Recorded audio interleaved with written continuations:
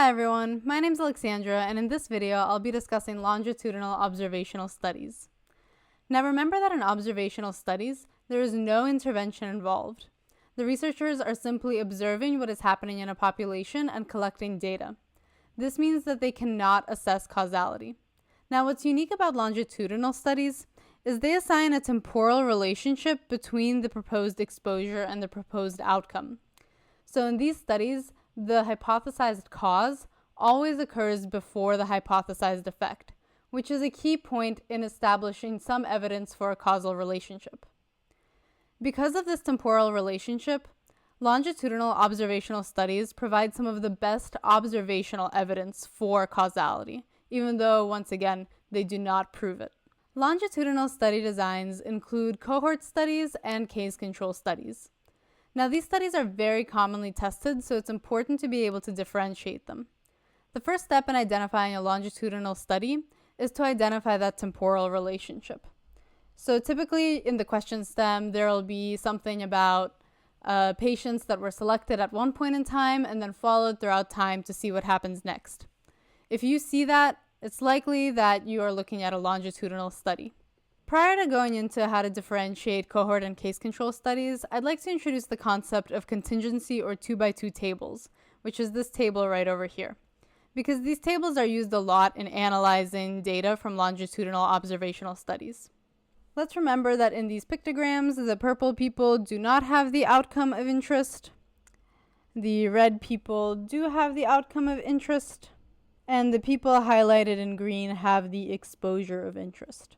When setting up our 2x2 table, the rows are going to be defined by presence or absence of the exposure. Now, an important thing to point out here is positive and negative in this context doesn't denote good or bad, but presence and absence. So presence of exposure is going to be positive and absence of exposure will be negative. And you'll notice that all of the people in the first row of our table have the exposure and all of the people in the second row of our table do not have the exposure.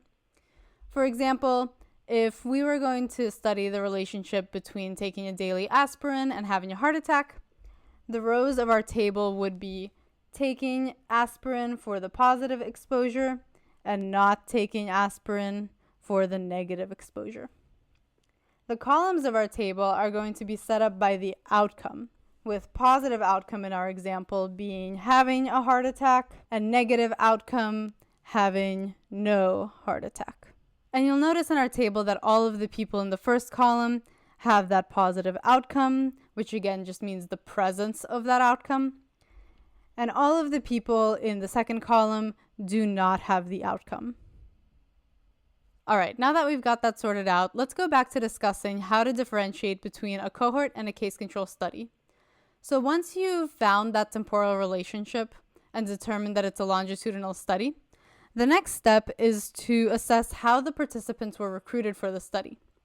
In a cohort study, participants are recruited based on exposure history, or the hypothesized cause. In our study example from before, the hypothesized cause that we were interested in learning about was aspirin. So we might recruit, say, 100 patients who do take an aspirin daily and 100 patients who don't take an aspirin daily, and then see if they have heart attacks or not. So you can think of this as the participants entering the study through the rows of the table. These kinds of studies can be used to calculate incidence, which is the number of new diagnoses that occur in a certain period of time, and relative risk, which is the ratio of probability of an outcome occurring based on your exposure history.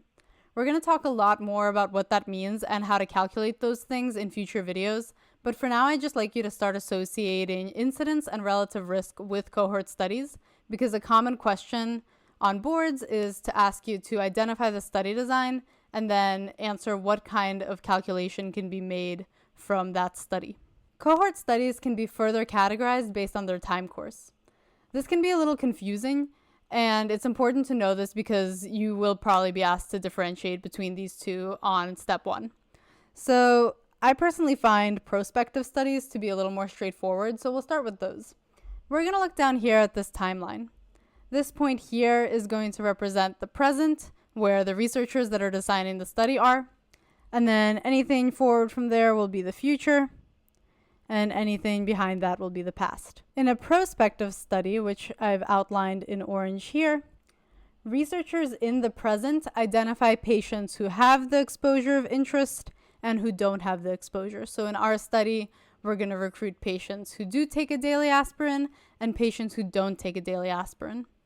And then the researchers follow these patients into the future and see if they had the outcome of interest or not. So in our case, we might say, all right, we've got our patients that we've recruited that take aspirin and don't take aspirin. In 20 years, let's see how many of them have had heart attacks. Prospective observational studies are generally regarded as some of the strongest observational evidence for a causal relationship because the researchers are able to ahead of time determine the way that they're going to measure their outcome of interest. And this makes the study less prone to bias and errors. In a retrospective cohort study, which I've highlighted in pink here, participants are still recruited based on their exposure history. However, in this case, researchers are looking back into the past to identify these patients. So often this is based on clinical records. For example, in our study, we might look at hospital records and identify patients that were recorded as taking aspirin daily 50 years ago and patients that weren't taking aspirin daily 50 years ago. And then we would again look through the clinical records up to the present day and see which patients developed the outcome of interest or a heart attack and which ones didn't. Now, these studies aren't quite as strong as prospective studies because we as the researchers don't have as much control over how we're going to collect the data about the heart attacks and how we're going to collect the data about the aspirin exposure because those things have already happened. A major limitation of both retrospective and prospective cohort studies in general is they can be really expensive and time-consuming, especially when you're thinking about rare diseases. You need to recruit a lot of people and follow them over time in order to be able to assess any differences in outcome. So for example, if you have a disease that only affects 1% of people and you recruit 100 people for both of your study groups, maybe one person is going to develop the disease, and that's not enough to assess a difference in outcomes based on exposure group. This is where case control studies come in. In case control studies, participants are recruited based on their diagnosis. So you can think of these patients as entering the study through the columns of the table or through the outcome. So in our study, we might recruit 100 people who have had a heart attack and 100 people who have not had a heart attack, and then assess their exposure history. You can see how these studies typically have to be retrospective because we're recruiting patients based on their outcome. And in order to assign that temporal relationship between outcome and exposure that we talked about before, where exposure has to occur before the outcome, we have to look backwards in time to assess the exposure history. You also can't calculate incidence or relative risk with these kinds of studies like you can with cohort studies.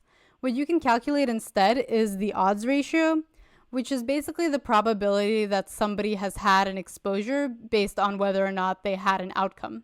You can imagine this is less clinically relevant than relative risk because it predicts what has already happened in the past instead of predicting what might happen in the future. So there's not a lot of treatment decisions that can be made based on the odds ratio. All right, let's summarize some of the ways that we can approach a question asking about a longitudinal study. The first step is to identify that it's an observational study based on the fact that there's no independent variable that's being directly manipulated by the researcher. After that, you need to identify a temporal relationship in which patients are being followed through time. Now, this can be either in the past or in the future, but the main thing to remember is the same set of patients is followed at 2 different time points. This is really important to keep in mind because sometimes test writers will try to trip you up and present cross-sectional study data in a 2x2 table. Just because data is presented in a 2x2 table does not automatically mean it's a longitudinal study. Look for that temporal relationship, and if there isn't one, think cross-sectional study. If there is one, now you're starting to differentiate between a case control and a cohort study. I like to keep this straight in my head by thinking of cohorts as groups of people that have similar experiences and environments. So in a cohort study, the participants are recruited based on their exposure history. And then any study with case in the name Typically, those participants are going to be recruited by their disease state. So, for example, case series, like we talked about in the last video, and case control studies in this video.